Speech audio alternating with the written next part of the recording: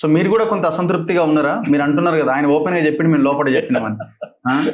అంటే పార్టీ నాయకత్వం పట్ల democracy beauty of the democracy అదే కదా. నా అభిప్రాయాలు ఖచ్చితంగా ఉంటాయి. అవును. సో మీ పార్టీలో కూడా మీరు కూడా ఏం నాయకత్వం ఇది, ఏం లీడర్లు అని మీరు కూడా అనుకుంటున్నారా?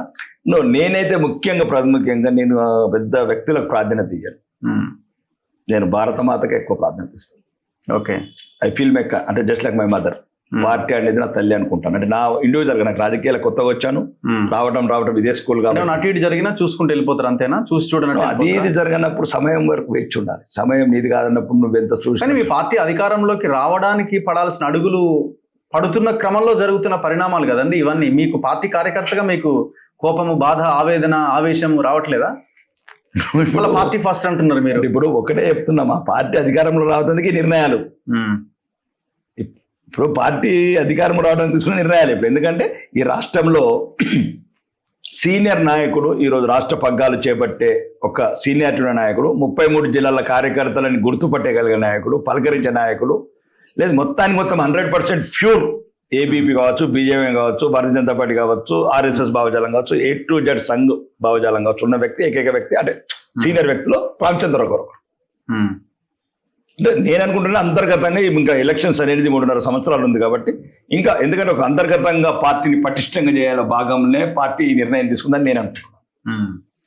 సో రామచంద్రరావు ఎంపికని మీరు స్వాగతిస్తున్నారా? అంటే మీకేం ఇబ్బంది అనిపించలేదా? 100% కూడా. ఎందుకంటే మళ్ళీ అదే నిర్ణయం, నువ్వు తల్లిదండ్రుల నిర్ణయాన్ని ఒక్కసారి నిర్ణయాన్ని వ్యతిరేకించడం మొదలు పెడితే అంతా వ్యతిరేకం అనిపిస్తుంది. గౌరవించడం నేర్చుకోవాలి, అంగీకరించడం నేర్చుకోవాలి, కలిసి పనిచేయడం నేర్చుకోవాలి, కలిసి విజయాలు సాధించడం కూడా నేర్చుకోవాలి. కానీ కార్యకర్తలు బాగా నిరుత్సాహంగా ఉన్నారు ఈ నిర్ణయాల పట్ల అన్నది నిరుత్సాహం ఉంటుంది. ఒక్కొక్కసారి ఫస్ట్ ఏదైనా మూవీ ఉన్నదనుకో, సూపర్ స్టార్ మూవీ, ఎవరైనా సినిమా స్టార్ మూవీ, ఫస్ట్ 2-3 రోజులు కలెక్షన్స్ బాగుంటాయి, అభిమానులంతా నిరుత్సాహపడతారు. మళ్ళీ 4వ రోజు నుంచి ప్రజలు రెక్టిఫై రకాలుగా ఆ సినిమాకు మళ్ళీ వేల తండోపతండాలుగా వచ్చే రకాల కలెక్షన్స్ 100 కోట్లకు పెరుగుతాయి. ఇప్పుడు రామచంద్రరావు నిర్ణయం కూడా ఒక 2-3 రోజులు అట్లా అనిపించింది కార్యకర్తలకు. అంటే ఏదేదో ఊహించుకున్నారు కాబట్టి. మీ మీడియా ఏం చేసింది, రోజు ఒక రకంగా ఎక్స్పోజ్ చేసింది, ఒక్కొక్క ఛానల్లో పలానా అవుతాడు, వాళ్ళు ఏదో ఊహించుకున్నారు. కానీ పార్టీ నిర్ణయం కాదు కదా, ఏదో మీడియా రేటింగ్ గురించి చర్చలు పెట్టుకున్నది తప్ప. కాబట్టి ఒక 2-3 రోజులు అది మీడియా చేసిన సృష్టి వల్ల, హడావిడి వల్ల ఆ రకంగా కొద్ది ఇబ్బంది అయింది. తర్వాత వాళ్ళు రియలైజ్, ఓహో దిస్ ఇస్ కరెక్ట్ సెలక్షన్ అని ఇప్పుడు అనుకుంటున్నారు.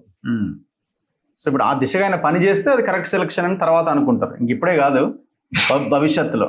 మరి పని చేస్తున్నాడు, అధ్యక్షుడు అన్నప్పుడు పార్టీ చేస్తున్నాడు, ఆయన రావడం శుభసూచన. అరవింద్ గారు ప్రయత్నం చేశారు, ఈటల రాజేందర్ గారు ప్రయత్నం చేశారు, ఇంకా చాలా మంది, రఘునందన్ రావు ప్రయత్నం చేసిండు, ఇట్లా చాలా మంది ప్రయత్నాలు చేసినారు.